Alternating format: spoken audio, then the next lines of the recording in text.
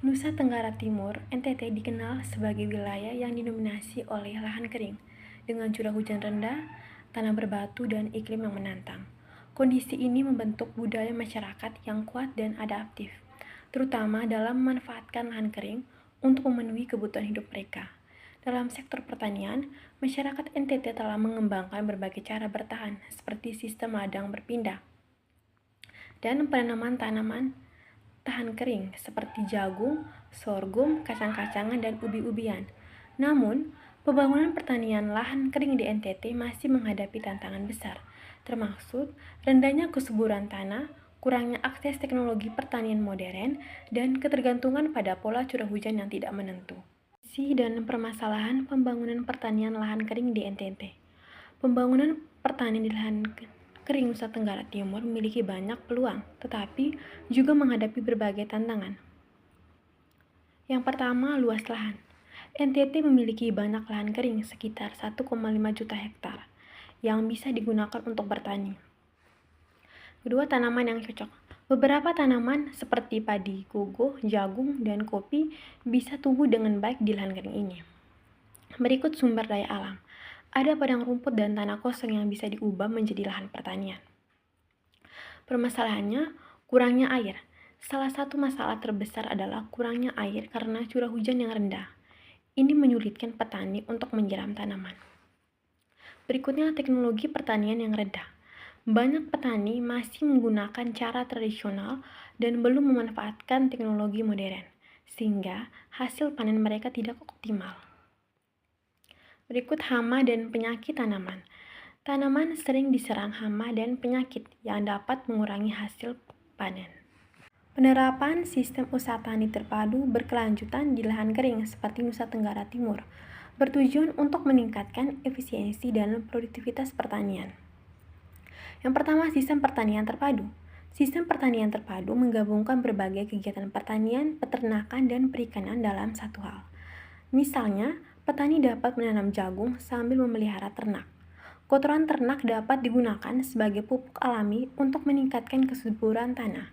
Ini membantu petani memanfaatkan sumber daya secara lebih efisien dan mengurangi limbah. 2. Pengolahan sumber daya air. Di daerah dengan curah hujan rendah, pengolahan air menjadi sangat penting.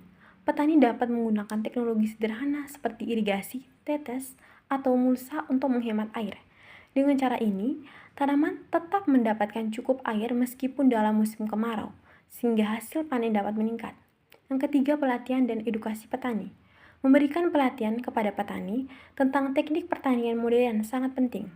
Pelatihan ini mencakup cara-cara bertani yang lebih efisien, penggunaan pupuk organik, dan pengolahan hama secara ramah lingkungan. Dengan pengetahuan yang lebih baik, petani dapat meningkatkan hasil panen mereka dan mengelola usaha tani secara berkelanjutan. Sejarah peternakan di Nusa Tenggara Timur (NTT). Peternakan Nusa Tenggara Timur memiliki sejarah yang kaya dan beragam, mencerminkan adaptasi masyarakat terhadap lingkungan dan kebutuhan ekonomi. Yang pertama, awal masuknya ternak. Pada abad ke-20, pemerintah kolonial Belanda mulai memperkenalkan ternak ke NTT. Salah satu jenis peternak yang dikenalkan adalah sapi Bali yang dibawa ke Pulau Timor untuk meningkatkan produksi daging dan mendukung ekonomi lokal. Kedua, program ongolisasi. Tahun 1908, pemerintah Belanda melaksanakan program ongolisasi, yaitu mendatangkan sapi ongole dari India ke Pulau Sumba. Tujuan program ini adalah untuk meningkatkan kualitas sapi lokal dengan mengintroduksi genetik unggul dari sapi ongole. Sapi Sumba ongole. Sapi yang diperoleh dari program ini dikenal sebagai Sumba ongole, yang menjadi salah satu jenis ternak unggul di daerah tersebut. Yang ketiga, perkembangan ternak. Tahun 1920-an hingga 1940-an, selama periode ini, penyebaran ternak berlangsung pesat. Selain sapi Bali dan ongole, jenis ternak lain seperti sapi Madura juga diperkenalkan. Sapi Bali menjadi salah satu jenis ternak utama karena kemampuannya beradaptasi dengan kondisi lahan kering di NTT. Yang keempat, Pusat Peternakan Nasional. Era Soeharto 1966 sampai 1998, di bawah pemerintahan Presiden Soeharto, NTT ditetapkan sebagai gudang sapi nasional karena kontribusinya yang signifikan dalam penyediaan daging sapi untuk pasar nasional. Kabupaten Timur Tengah Selatan menjadi pusat peternakan dengan populasi sapi potongan yang besar. 5. Pembangunan sektor peternakan. Sejak tahun 1980-an, pemerintah mulai mendorong pengembangan sektor peternakan melalui berbagai program, termasuk peningkatan populasi ternak dan penyuluhan kepada petani tentang cara beternak yang baik. Inovasi teknologi. Program ini juga mencakup pengembangan teknologi dalam peternakan dan pencegahan penyakit untuk meningkatkan kesehatan dan produktivitas ternak. Yang kedua, kekasan peternakan lokal. Selain sapi, NTT juga dikenal dengan peternakan kambing, domba, dan ayam. Ternak ini tidak hanya berfungsi sebagai sumber protein hewan, tetapi juga memiliki peran penting dalam budaya dan kehidupan sehari-hari masyarakat lokal. Sejarah peternakan Nusa Tenggara Timur NTT. Peternakan Nusa Tenggara Timur memiliki sejarah yang kaya dan beragam, mencerminkan adaptasi masyarakat terhadap lingkungan dan kebutuhan ekonomi. Yang pertama, awal masuknya ternak. Pada abad ke-20, pemerintah kolonial Belanda mulai memperkenalkan ternak ke NTT. Salah satu jenis peternak yang diperkenalkan adalah sapi Bali yang dibawa ke Pulau Timor untuk meningkatkan produksi daging dan mendukung ekonomi lokal. Kedua, program ongolisasi. Tahun 1908, pemerintah Belanda melaksanakan program ongolisasi, yaitu mendatangkan sapi ongole dari India ke Pulau Sumba. Tujuan program ini adalah untuk meningkatkan kualitas sapi lokal dengan mengintroduksi genetik unggul dari sapi ongole. Sapi Sumba ongole. Sapi yang diperoleh dari program ini dikenal sebagai Sumba ongole, yang menjadi salah satu jenis ternak unggul di daerah tersebut. Yang ketiga, perkembangan ternak. Tahun 1920-an hingga 1940-an, selama periode ini, penyebaran ternak berlangsung pesat. Selain sapi Bali dan ongole, jenis ternak lain seperti sapi Madura juga diperkenalkan. Sapi Bali menjadi salah satu jenis ternak utama karena kemampuannya beradaptasi dengan kondisi lahan kering di NTT. Yang keempat, Pusat Peternakan Nasional. Era Soeharto 1966 sampai 1998, di bawah pemerintahan Presiden Soeharto, NTT ditetapkan sebagai gudang sapi nasional karena kontribusinya yang signifikan dalam penyediaan daging sapi untuk pasar nasional. Kabupaten Timur Tengah Selatan menjadi pusat peternakan dengan populasi sapi potongan yang besar. 5. Pembangunan sektor peternakan.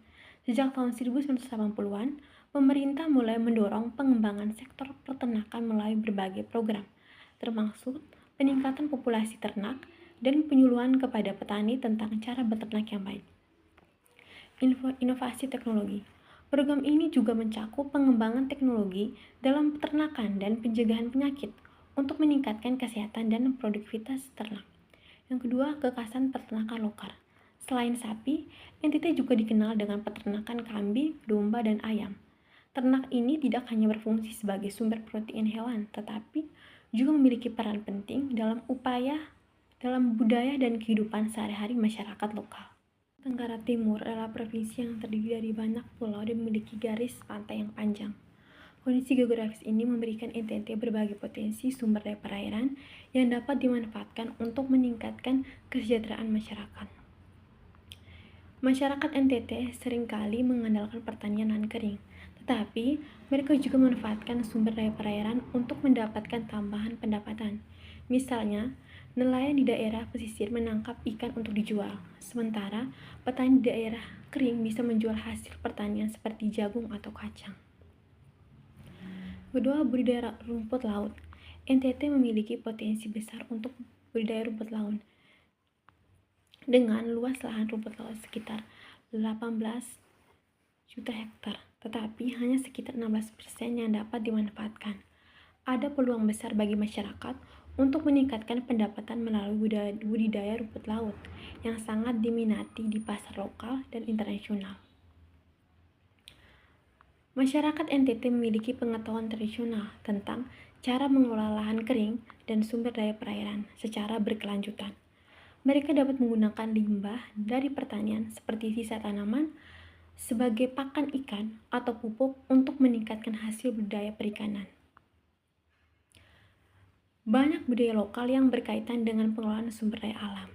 Misalnya, ada ritual atau upacara yang dilakukan sebelum menangkap ikan yang menunjukkan penghormatan terhadap alam dan pentingnya menjaga keseimbangan ekosistem.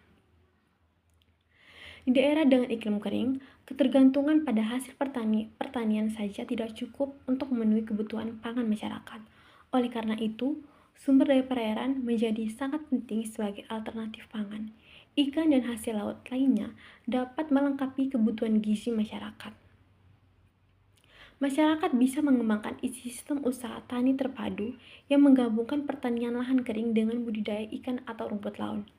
Misalnya, petani dapat menanam sayur di lahan kering sambil memelihara ikan di kolam tersebut. Ini membantu meningkatkan ketahanan pangan dan pendapatan. Keindahan alam laut NTT menjadikannya sebagai tujuan wisata bahari yang menarik bagi wisatawan. Aktivitas seperti snorkeling dapat memberikan pendapatan tambahan bagi masyarakat lokal. Tenggara Timur adalah provinsi yang terdiri dari banyak pulau dan memiliki garis pantai yang panjang. Kondisi geografis ini memberikan NTT berbagai potensi sumber daya perairan yang dapat dimanfaatkan untuk meningkatkan kesejahteraan masyarakat. Masyarakat NTT seringkali mengandalkan pertanian lahan kering, tetapi mereka juga memanfaatkan sumber daya perairan untuk mendapatkan tambahan pendapatan. Misalnya, nelayan di daerah pesisir menangkap ikan untuk dijual, sementara petani di daerah kering bisa menjual hasil pertanian seperti jagung atau kacang. Kedua, budidaya rumput laut. NTT memiliki potensi besar untuk budidaya rumput laut dengan luas lahan rumput laut sekitar 18 juta hektar, tetapi hanya sekitar 16% yang dapat dimanfaatkan. Ada peluang besar bagi masyarakat untuk meningkatkan pendapatan melalui budidaya rumput laut yang sangat diminati di pasar lokal dan internasional. Masyarakat NTT memiliki pengetahuan tradisional tentang cara mengelola lahan kering dan sumber daya perairan secara berkelanjutan. Mereka dapat menggunakan limbah dari pertanian seperti sisa tanaman sebagai pakan ikan atau pupuk untuk meningkatkan hasil budidaya perikanan. Banyak budaya lokal yang berkaitan dengan pengelolaan sumber daya alam. Misalnya, ada ritual atau upacara yang dilakukan sebelum menangkap ikan yang menunjukkan penghormatan terhadap alam dan pentingnya menjaga keseimbangan ekosistem. Di daerah dengan iklim kering, ketergantungan pada hasil pertanian saja tidak cukup untuk memenuhi kebutuhan pangan masyarakat. Oleh karena itu, sumber daya perairan menjadi sangat penting sebagai alternatif pangan. Ikan dan hasil laut lainnya dapat melengkapi kebutuhan gizi masyarakat. Masyarakat bisa mengembangkan sistem usaha tani terpadu yang menggabungkan pertanian lahan kering dengan budidaya ikan atau rumput laut. Misalnya, petani dapat menanam sayur di lahan kering sambil memelihara ikan di kolam tersebut. Ini membantu meningkatkan ketahanan pangan dan pendapatan.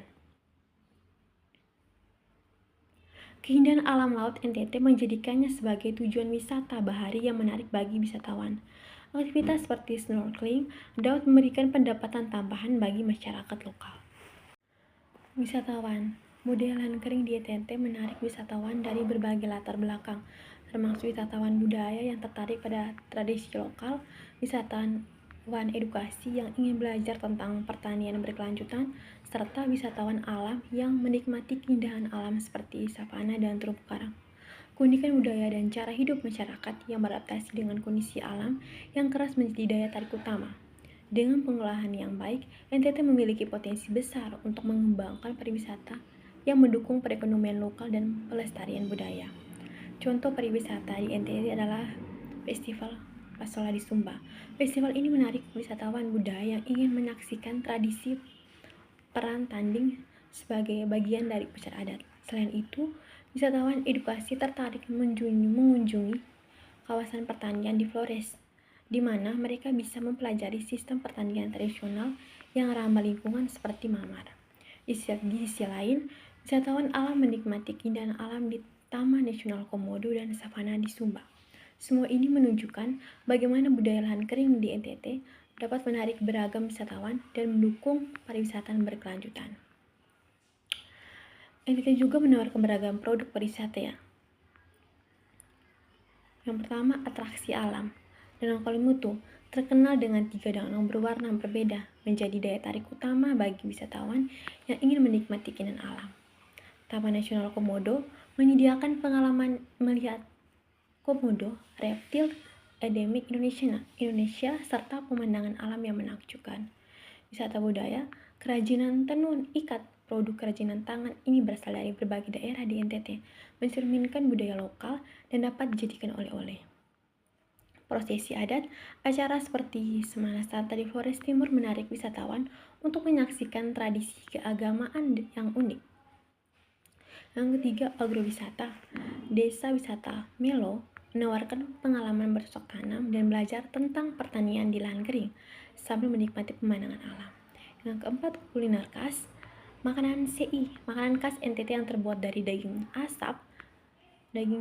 sapi menjadi daya tarik tersendiri bagi wisatawan yang ingin mencicipi cita rasa lokal. Yang kelima, souvenir unik. Kerajinan anyaman souvenir berupa anyaman bambu dan kayu yang memiliki nilai artistik tinggi menarik perhatian wisatawan. Promosi pariwisata di Nusa Tenggara Timur berkaitan erat dengan budaya dan pemanfaatan lahan kering melalui berbagai strategi yang terintegritas. Dinas Pariwisata Provinsi NTT mengidentifikasi target audiens dengan menyoroti keunggulan objek wisata seperti keindahan alam dan kekayaan budaya lokal. Rancangan pesan promosi dirancang untuk menyampaikan informasi yang jelas dan menarik, menggunakan media sosial dan platform digital untuk menjangkau lebih banyak orang. Kolaborasi dengan influencer dan blogger juga menjadi bagian dari strategi promosi, membantu memperkenalkan destinasi wisata kepada audiens yang lebih luas. Selain itu, penyelenggaraan festival budaya dan acara lokal berfungsi sebagai magnet untuk menarik wisatawan, memberikan mereka pengalaman langsung tentang tradisi dan kehidupan masyarakat setempat. Branding pariwisata juga penting dengan upaya membangun citra NTT sebagai destinasi yang unik melalui konsep Ray of Beauty yang menyoroti keindahan alam dan budaya setiap pulau dengan mengedepankan keunikan budaya dan potensi lahan kering. Promosi pariwisata di NTT bertujuan untuk meningkatkan kunjungan wisatawan sekaligus mendukung ekonomi lokal.